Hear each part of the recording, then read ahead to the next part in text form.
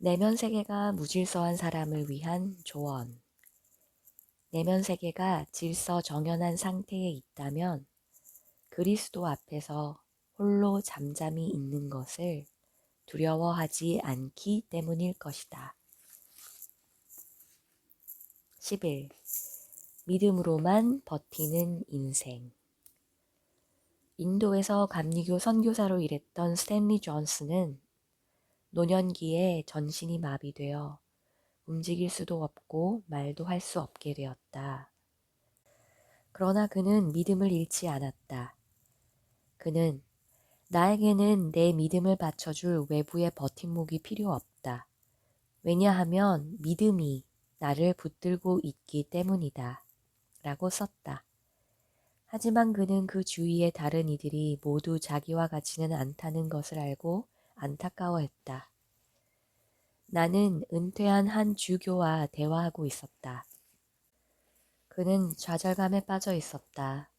주교직에 있던 시절처럼 각광을 받지 못하니 좌절감이 느껴진다고 말했다. 그는 승리하는 삶의 비밀을 알고 싶어 했다. 나는 그 비밀은 자기 포기, self-surrender에 있다고 말했다. 즉, 가장 속 깊은 자아를 예수님께 내어놓는 데 있다는 말이다. 중요한 차이는 그를 지탱하고 있는 것이 무엇인가에 달려 있었다. 은퇴로 인해 외부의 줄이 끊어져 버렸는데 내면의 줄이 그를 지탱하기에 충분치 못했던 것이다. 그는 예수님께 자신을 내어놓기보다 무대 체질이었던 것이 분명하다. 다행히도 내 경우에는 예수님께 나를 양도하는 것이 최우선이었으므로 마비 증세로 인하여 외부의 줄이 끊어졌을 때에도 삶이 흔들리지 않았던 것이다. 존스는 그 중심으로 서둘러 들어가라는 토머스 켈리의 말을 이해하고 있었다. 누군들 존스의 안목과 인내를 갖고 싶어 하지 않겠는가. 그러나 얼마나 많은 사람이 내면의 정원을 무시하고 이 주교처럼 스스로 판 함정에 빠지는가. 우리는 내면 세계의 정원을 어떻게 가꿀 수 있는가. 본서는 영적 훈련을 논하는 것이 주요한 목적이 아니므로 성인들이 발견한 바 내적인 영을 강건케 하는 모든 방법을 일일이 고찰할 수는 없다. 그 대신에 많은 그리스도인이 흔히 무시하는 매우 중요한 영적 훈련 4가지를 소개하고자 한다. 그것은 침묵과 고독의 추구, 규칙적으로 하나님의 음성 듣기, 사색과 묵상의 경험, 예배하고 중보하는 기도이다. 침묵과 고독.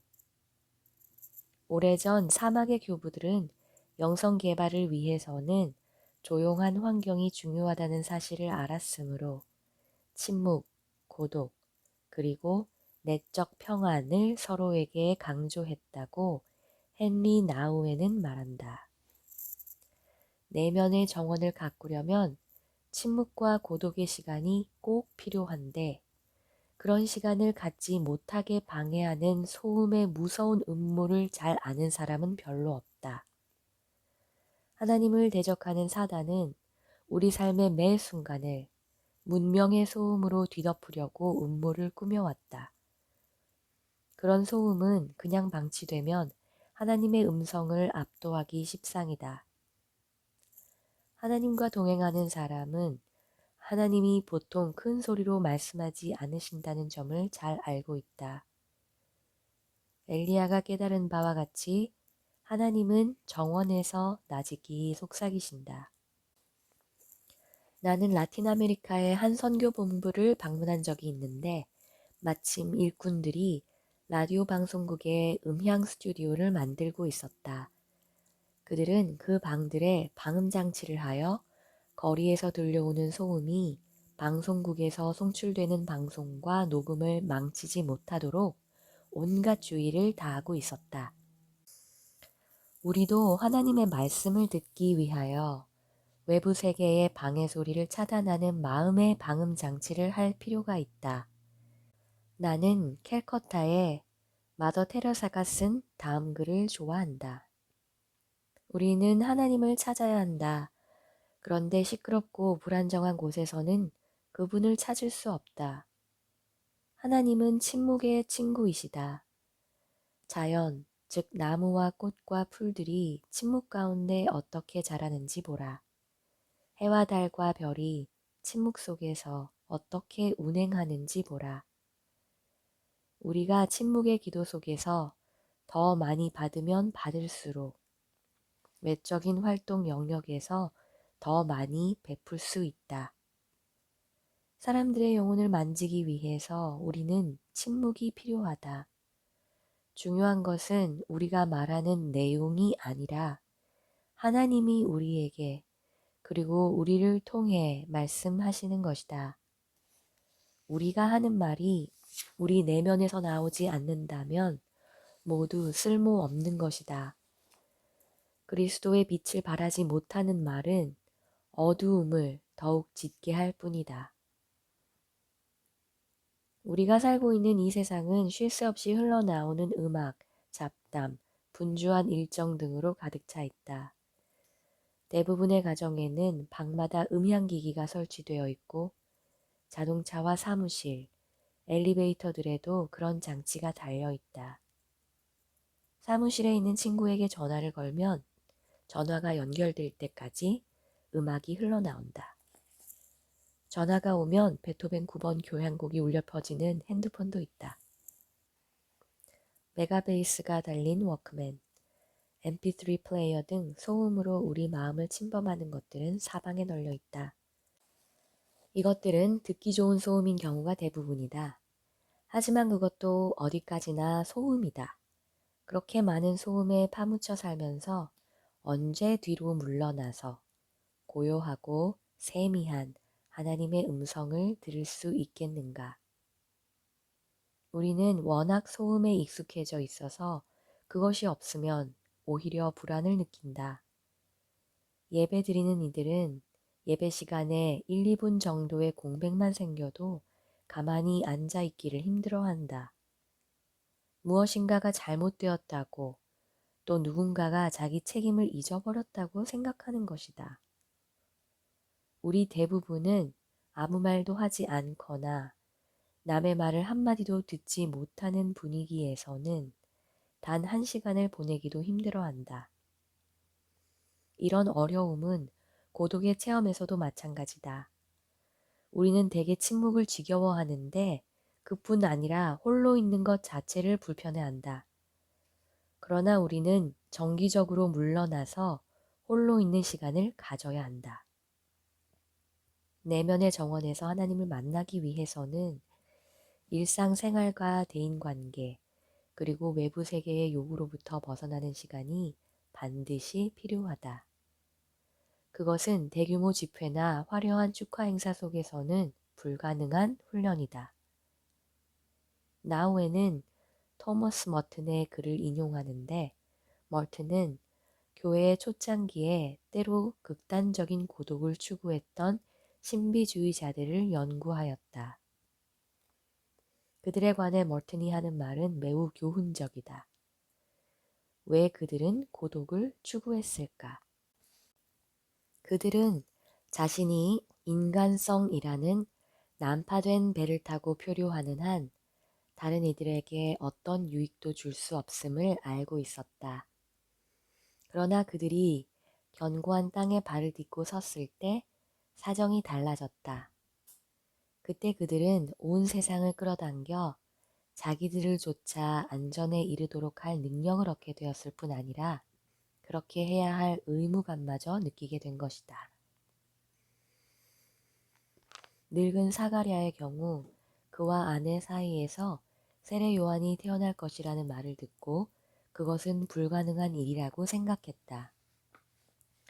그런데 이에 대해 하나님의 천사가 침묵을 사용하여 그런 생각을 제어했다는 것은 무척 흥미로운 대목이다.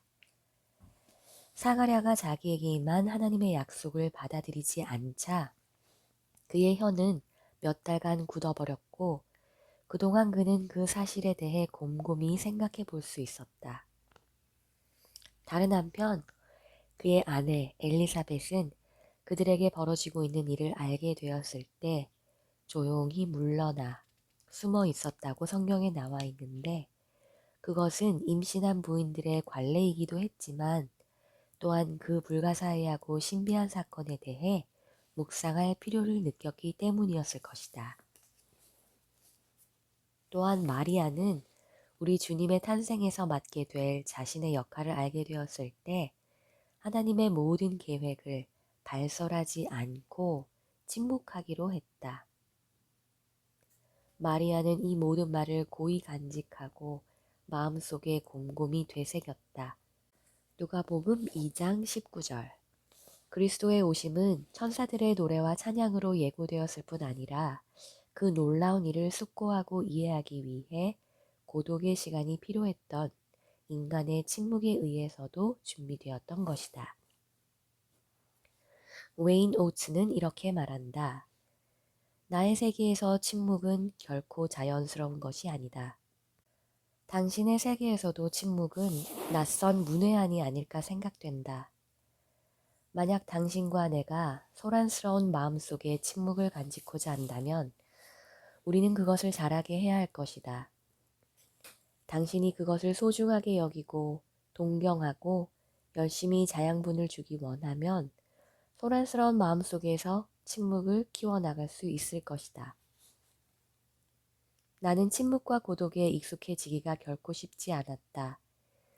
나는 한때 그것을 나태, 무위, 비생산성과 동일시했다. 홀로 있는 시간이면 내 마음은 해야 할 일들에 대한 생각으로 가득 차게 되었다. 걸어야 할 전화, 정리해야 할 자료, 읽어야 할 책, 준비해야 할 설교, 만나야 할 사람들에 대한 생각 따위로 말이다. 서재 밖에서 들려오는 아주 사소한 잡음도 정신 집중에 큰 방해거리가 되었다. 나는 귀가 지나치게 예민해져서 집안 저 끝에서 들려오는 말소리에도 신경이 곤두서곤했다. 그러면 호기심이 발동해서 그 소리에 귀를 기울이기도 했다. 또 한때 내 서재는 세탁실 옆에 있었기 때문에 사색과 묵상에 몰입하려고 할 때면 꼭 세탁물이 한쪽으로 몰렸을 때 울리는 경고음이 들렸고 위층에 있는 다른 식구들이 나에게 세탁물을 좀 고르게 넣어달라고 소리치는 것 같았다. 그러나 조용할 때에도 정신을 집중하기가 너무나 어려웠다. 나는 준비 시간이 필요하다는 것을 알게 되었는데 15분 정도는 고독에 저항하려고 내 생각이 이리저리 움직이는 것을 받아들여야 했다. 그래서 우선 내가 다루고자 하는 영적인 주제에 관하여 읽고 쓰면서 그 시간을 시작하기로 했다. 그러고 나면 서서히 의식이 메시지를 포착하는 것 같았다. 즉 내 마음과 나는 이제 예배를 드리고 묵상을 할 준비가 된 것인데 이때 마음이 내면의 정원에 빨리 접속될수록 그만큼 더 잘하게 될 것이라는 메시지였다. 침묵과 고독, 이 싸움은 평생 계속되리라고 생각한다. 하지만 세월이 흐르면서 나는 고독한 시간이 낳은 열매를 수확할 수 있었고 오히려 그런 시간에 대한 열망도 커졌다. 그러나 처음 시작할 때 느꼈던 저항감은 여전히 극복해야 할 대상으로 남아있다. 활동가적 기질이 타고난 사람에게는 조용히 물러나는 게 무척 힘든 일일 수도 있다. 그럼에도 불구하고 그것은 꼭 필요한 수고다. 내 경우에는 아침 일찍 침묵과 고독의 시간을 갖는 게 좋다. 그래서 그 시간에 다른 일이 생기지 않도록 시간표에 미리 표시해 둔다. 어떤 사람에게는 밤늦은 시간이 좋을 수도 있다. 어쨌든 내면 세계의 영적 영역을 정돈하기 원하는 사람이라면 누구나 자기의 기질에 맞는 장소와 시간을 찾아야 할 것이다. 하나님께 귀 기울이기. 모세가 산에서 하나님과 함께 있다가 내려와 히브리 백성들이 금송아지 주위를 돌며 춤추는 것을 보았을 때는 새벽에 차디찬 물벼락을 맞은 느낌이었을 것이다.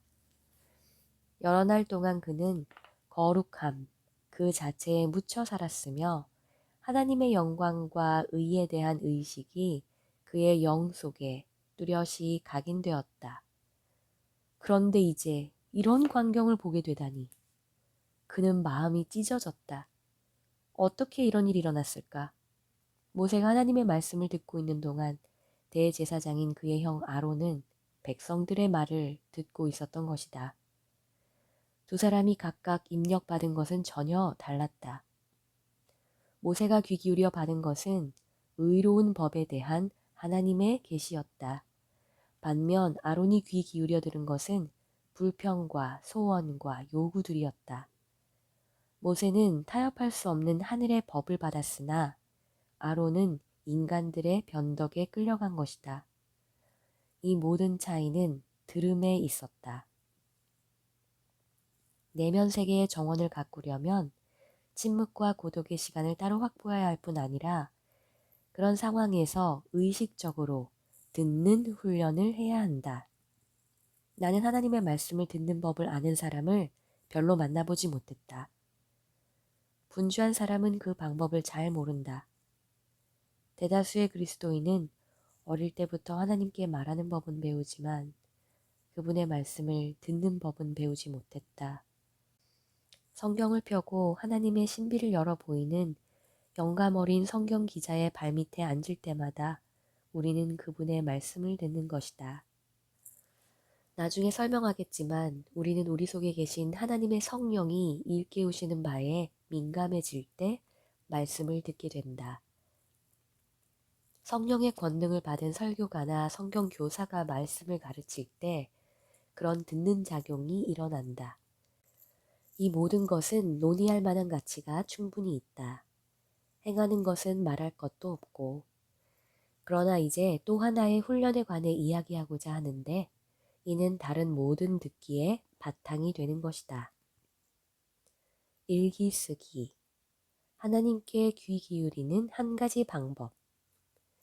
나는 신비적이고 명상적인 그리스도인들에 대해 연구하면서 내면 세계의 정원에 말씀하시는 하나님의 음성을 듣는 효과적인 방법 중 하나가 일기 쓰기라는 것을 알게 되었다. 연필을 잡고 쓸 준비를 하노라면 하나님이 독서와 사색을 통해 속삭이고자 하시는 것이면 무엇이든 듣겠다는 기대감을 품게 되었다. 나는 이 점을 거의 35년 전에 어떤 전기를 읽다가 발견하게 되었다. 그 책에서 저자가 일생 동안 영적 순례를 기록해온 습관을 볼 수 있었다. 그는 나보다도 스스로의 유익을 위해 그렇게 쓴 것이지만 그 책을 읽는 나도 그의 훈련을 통해 유익을 얻고 있었다. 그는 하나님의 영이 지도하시는 대로 주의 깊게 늘 기록했다. 일기는 그의 삶에 임하신 하나님의 손길을 거듭해서 돌아볼 수 있게 한 대단히 유용한 도구였음에 분명하다. 나는 오랜 세월에 걸쳐 수많은 경건한 사람들이 일기를 써왔다는 사실에 큰 감명을 받았고 일기 쓰기가 그들의 영적 성장에 큰 보탬이 된 것은 아닐까 궁금해지기 시작했다. 그러한 호기심을 충족시키기 위해 나 자신이 일기를 써보기로 했다. 처음에는 무척 힘들었다. 자의식을 느끼곤 했다. 또 일기를 잃어버리지는 않을지 혹은 누군가가 몰래 훔쳐보지는 않을지 염려했다. 그러나 서서히 그런 자의식은 물러갔고 내면의 영에 가득 찬 생각을 점점 더 많이 쓰게 되었다. 내 기분, 두려움, 약함, 희망, 그리스도의 인도에 대한 깨달음 등이 일기에 기록되었다. 공허함이나 패배감을 느낄 때에도 일기에 적었다. 그러면서 점차로 깨닫게 된 점이 있다. 그것은 일기를 통해 나 자신이 결코 적나라하게 대면해 보지 못한 속 사람을 마주하게 된다는 사실이었다. 두려움과 갈등은 뚜렷한 정체가 드러나지 않은 채 내 속에 그냥 남아있을 수 없었다. 그것들은 표면에 노출되고 이름이 붙여졌다. 그리고 일기를 쓰면서 하나님의 성령이 생각과 통찰의 많은 부분을 지도하고 계심을 조금씩 의식하게 되었다. 지면을 통해 하나님과 내가 인격적인 교류를 하고 있다고 느꼈다. 그분은 다윗의 표현에 따르면 나의 마음을 살피도록 나를 돕고 계셨다. 그분은 두려움을 글로 표현하고 의심의 형태를 부여하도록 나를 자극하셨다. 그리고 내가 솔직하게 그런 것을 대면할 때면 성경과 나 자신의 묵상으로부터 나에게 절실히 필요했던 새로운 확신, 책망, 훈계 등이 흘러나오는 경우가 많았다. 그런데 이런 일은 일기를 쓸 때에만 일어나기 시작했다. 기도가 자주 끊어지고 기도에 집중할 수조차 없는 혹은 깨어 있을 수도 없는 내 모습을 발견했을 때 내가 과연 열심히 예배하는 삶과 중보의 삶을 살 수 있을지 회의가 생겼다. 그런데 말로 하는 기도가 느슨해질 때 일기는 글로 쓰는 기도의 수단이 된다. 이제 기도의 내용이 좀 더 확실해졌고 나는 그리스도를 믿고 추종하는 사람으로 자라가는 내 모습을 즐겨 기록하게 되었다. 일기가 주는 중요한 혜택은 좋을 때뿐만 아니라 어려울 때에도 기록한다는 점에 연유한다. 용기를 잃을 때, 심지어 절망할 때에도 내 기분을 묘사할 수 있었고 마침내 어떻게 하나님의 영이 도와주셔서 내가 결의를 다지게 되었는지도 기술할 수 있었다. 이러한 기록은 다시 돌아볼 만한 특별한 대목이 되었다.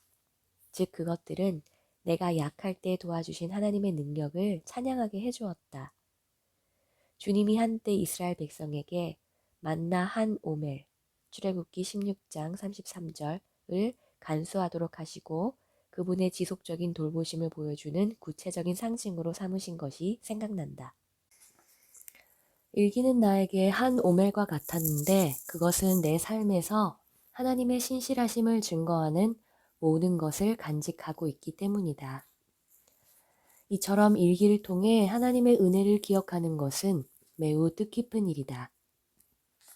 일기를 쓰기 시작한 지 35년이 지난 지금은 습관으로 완전히 몸에 배었다. 거의 매일 아침 나는 일기장을 펼쳐놓고 독서와 묵상과 일상의 체험을 통해 듣는 하나님의 말씀을 기록한다. 일기장을 열면 내 마음의 귀도 열린다. 하나님이 말씀하시려 하면 나는 들을 준비가 되어 있다. 잉글랜드에 생스터라는 목사가 살았는데 젊은 시절 그는 잉글랜드 감리교회의 영적 분위기에 점점 더 거부감을 느끼게 되었다. 미래에 맡을 지도자의 역할에 대해 깊이 생각해 본 후 그는 생각을 예리하게 다듬기 위하여 일기를 쓰기로 했다. 그는 일기장에 가장 속 깊은 생각과 묵상을 기록할 수 있었고 하나님이 그의 마음에 주시는 것을 깨달을 수 있었다. 그로부터 수십 년이 지난 오늘 그의 생각들을 읽으면서 한 사람이 어떻게 일기를 사용하여 내면 세계를 정돈하고 또 나중에는 외부 세계에도 그 질서를 반영할 수 있는지 알게 된다. 하루는 이렇게 썼다. 나는 하나님의 교회의 한 가지인 이 지역 교회의 부흥을 위하여 일하라는 하나님의 위임 명령을 느낀다. 나 자신의 명성에 아랑곳하지 말고 연장자들이나 시기심 많은 이들의 비판도 무시하고 말이다. 이제 나는 36세다. 이 길을 통해 하나님을 섬기고자 한다면 더 이상 위축되지 말고 그 과업을 적극적으로 감당해야 하리라. 내 마음속에 야심이 있는지 살펴보았다. 없다고 확신한다. 나는 나로 인해 일어날 비판의 소리와 사람들의 모진 험담을 싫어한다. 그저 책이나 읽으면서 묻혀 지내는 것 또는 소박한 사람들을 섬기는 것이 내 취향에 맞다. 그러나 하나님의 뜻은 내가 이 과업을 맡는 것이다. 나는 너를 통해 경고의 소리를 바라고 싶다. 하나님의 음성을 듣고는 너무나 당황했고 믿을 수가 없었다. 오 하나님, 저는 과거의 어떤 사도보다도 더욱 제게 주어진 과업을 피하고 싶습니다. 감히 당신의 명령을 거부할 수는 없지만 요나처럼 멀리 도망가고 싶습니다. 하나님 도와주십시오. 하나님 도와주십시오. 맨 먼저 해야 할 일이 무엇인가? 감리교회를 본연의 임무로 되돌려 놓는 것이다. 생스터의 글은 일기를 통하여 내면 세계에서 하나님의 음성을 듣는 사람의 아름다운 본보기를 보여준다. 진정한 부르심과 파괴적인 야망을 분별하기 위하여 그는 자신의 꿈들을 종이에 적었다. 자신의 생각이 하나님 아버지의 생각이 아님을 보여주는 암시가 있는지 열심히 찾았다. 스스로 품은 회의를 놓고 씨름했다. 그가 하나님의 속삭임을 들었을 때 그 고요하고 세미한 주님의 음성을 활자로 변형시켰다는 것이 정말 흥미롭지 않은가. 어떻게 일기를 쓸 것인가? 내가 공석에서 일기 쓰기에 대해 말했을 때 많은 사람들이 아주 큰 관심을 보였고 질문도 많았다. 그들의 궁금증은 무엇보다도 기술적인 면에 있었다. 당신의 일기장은 어떻게 생겼습니까? 얼마나 자주 쓰십니까?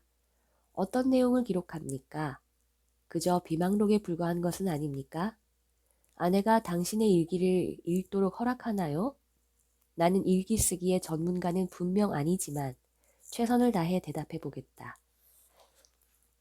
오랫동안 내 일기장은 문구점에서 구입한 스프링 노트였다. 아주 단순한 모양이었다. 그런 노트 하나를 채우는데 3개월 정도가 걸렸다. 그 후 컴퓨터 시대가 도래하여 컴퓨터에 일기를 쓰기 시작했다. 한 달간 쓴 다음에는 그것을 출력해서 모아놓았다가 200쪽 정도가 되면 사무 편의점에 가지고 가서 스프링으로 묶고 멋있는 표지를 입힌다. 나는 거의 매일 일기를 쓰지만 가끔 쓰지 못하고 지나치더라도 크게 개의치 않는다. 내 습관으로는 아침 경건 시간에 맨 먼저 하는 일이 일기 쓰기인데 달리 말하면 아침에 하는 최초의 일인 셈이다. 그러면 어떤 내용을 쓰는가? 전날에 한 일들과 만난 사람들, 배운 것들, 느낀 감정들, 하나님이 주시고자 했던 감명 등이다. 오래전에는 우리 아이들이 자라는 모습을 기록했다. 그들의 운동 경기, 첫 데이트, 운전 면허를 딴 날, 졸업식 등이 모두 일기에 담겨 있었다. 우리가 나눈 친밀한 대화, 아이들에 대해 품은 꿈과 염려, 그들의 성품이 성숙하는 것을 보면서 느낀 한없는 기쁨 등도 기록했다. 그리고 지금은 나에게 또 다른 축복의 장을 열어준 손자들의 이야기가 많이 나온다. 앞에서도 말했지만 내가 기록하고 싶다고 느낄 때에는 기도도 포함하고 성경과 다른 영적인 책을 읽다가 얻은 통찰, 내가 한 행동에 대한 걱정 등도 포함시킨다. 나는 가족들의 삶에서 일어난 일을 기록하기 좋아한다. 언젠가 우리 자녀들과 손자들이 이 일기의 일부를 읽어보지 않을까 예상하는데 그들의 성장 과정을 지켜보며 칭찬한 것들을 내가 세상을 떠난 뒤에라도 그들이 볼 수 있다면 보물처럼 귀한 것이 될 것이다. 이 모든 것은 하나님께 귀 기울이는 방법의 일부이다. 나는 일기를 쓸 때 내가 지금 쓰고 있는 것이 사실상 하나님이 내게 말씀하시고자 하는 내용일 수도 있다고 생각한다. 내가 어떤 주제에 대해 생각하고 기록하려고 할 때 그 행위 속에도 그분의 영이 일하고 계시리라 감히 추측한다. 그리고 그분이 기대하시는 결론이 무엇이며 내가 무엇을 기억하기 원하시는지, 그분이 내 내면 세계에 각인하기 원하시는 주제가 무엇인지 등을 알기 위해 마음을 살피는 일은 무척 중요하다. 가끔 나는 당신이 일기장에 쓰는 것은 대충 어떤 내용이죠? 라는 질문을 받는다.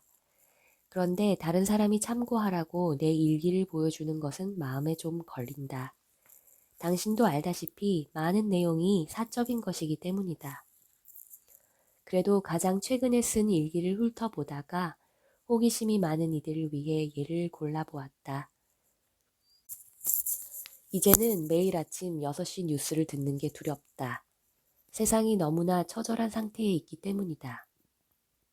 2년 전을 돌이켜보니 그때만 해도 이스라엘과 팔레스틴의 분쟁이 어떻게든 해결될 것 같은 기대를 했었다.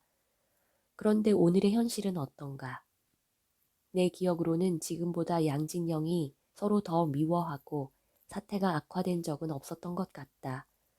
인간의 생명을 이런 식으로 내던지다니 얼마나 끔찍한 비극인지 모르겠다. 어린이와 젊은 세대 전체가 증오심을 키우도록 양육받고 있다. 아버지, 제발 개입해 주십시오. 오늘 아침 읽은 성경은 마태복음 6장이다. 이 장의 전반부는 구제와 기도에 초점을 맞추고 있다.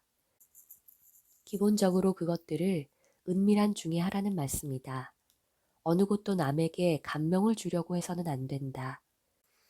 분명히 예수님은 이런 종교적인 훈련을 할 때 마음을 하나님께 맞추기보다 사람들에게 감명을 주려고 떠벌리는 당시의 경향에 마음이 상하셨다. 너희는 남에게 보이려고 의로운 일을 사람들 앞에서 하지 않도록 조심하여라. 마태복음 6장 1절. 이 구절을 읽다가 자기 점검과는 약간 다른 자기 분석의 습관에 대해 생각해 보았다. 우리는 남에게 보이려고 어떤 행세를 할 뿐 아니라 자기 자신에게도 가끔 그렇게 한다.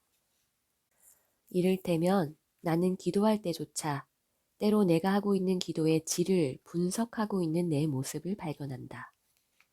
충분히 성도다운 기도처럼 들릴까?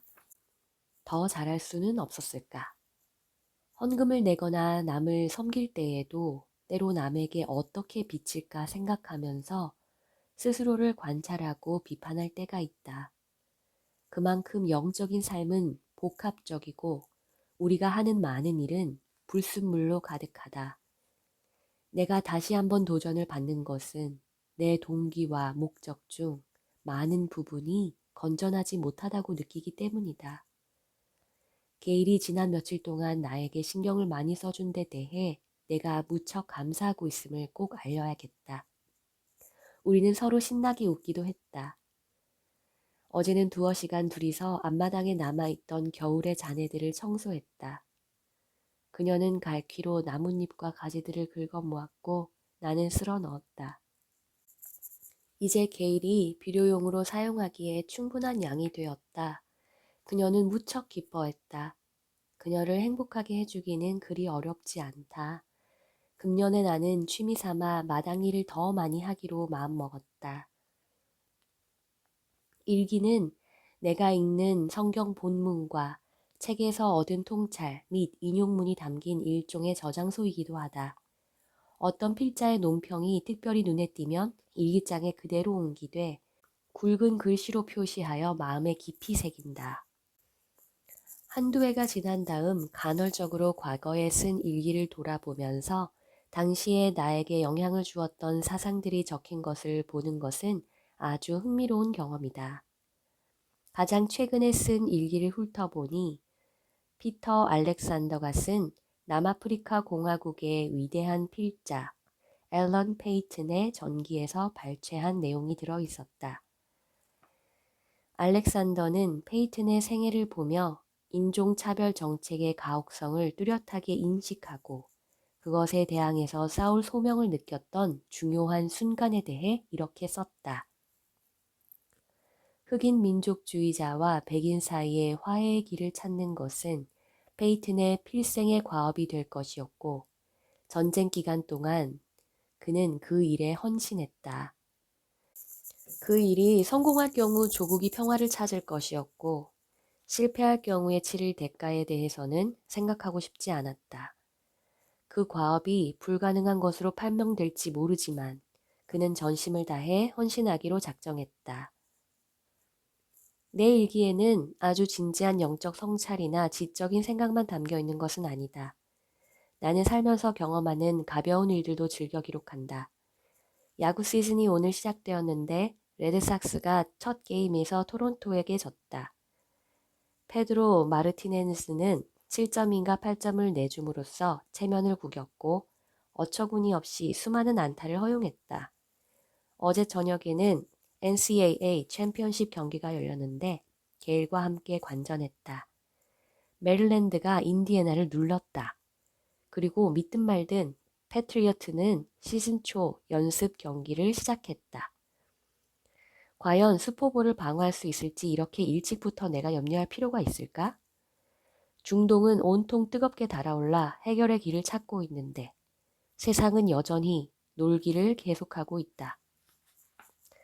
이런 일기장 더미, 현재 12권씩 여러 뭉치인데 는 계속 늘어나고 있다.